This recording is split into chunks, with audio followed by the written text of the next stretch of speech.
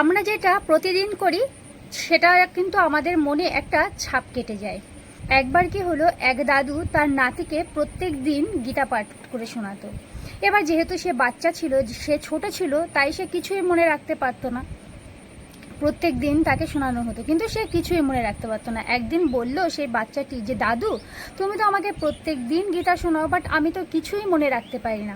এইবারে সেই দাদু বলল, ঘরের পাশে একটি টুকরি ছিল, একটি ঝুড়ি ছিল, বলল যে এই ঝুড়িটায় করে তুমি জল ধরে নিয়ে আসো।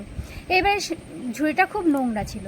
এইবারে সেই বাচ্চাটি কি করলো, ঝুড়িটা করে জল নিয়ে আসলো, কিন্তু আস্তে আস্তে জল সব পড়ে গেল। এসে বললো যে, দাদু দেখো একটুখানিও জল নেই, সব জল পড়ে গেছে।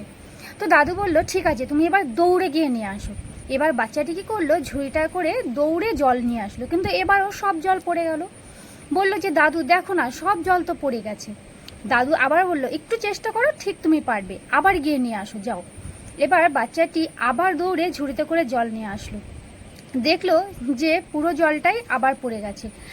বলল যে, দাদু দেখো একটুখানিও জল নেই, সব জলটাই তো পড়ে গেল। এইবারে দাদু বলল যে, তুমি ঝুড়িটার দিকে এবারে দেখো, ঝুড়িটা কিন্তু প্রথমে খুব নোংরা ছিল, কিন্তু এখন কিন্তু এটা জলে ধুয়ে ধুয়ে অনেক পরিষ্কার হয়ে গেছে।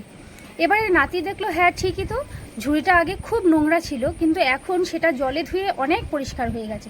এবার দাদু বলল, ঠিক তেমনি তো এটা জল না ধরলেও, তুমি গীতা পাঠ মনে না রাখতে পারলেও প্রত্যেক দিন যেহেতু তুমি শোনো, শুনতে শুনতে তোমার মনের যত নোংরা ময়লা আছে সব কিছু ধুয়ে নষ্ট হয়ে যাবে, ধুয়ে মুছে পরিষ্কার হয়ে যাবে। আর ঠিক এই কারণেই আমাদের প্রত্যেক দিন ভালো কাজ গীতা পাঠ এটা করতে হবে, তাহলে আমাদের মনের ময়লা সব পরিষ্কার হয়ে যাবে, সব দূরীভূত হয়ে যাবে এবং একটা ভালো জিনিস মনে ছাপ কেটে যাবে।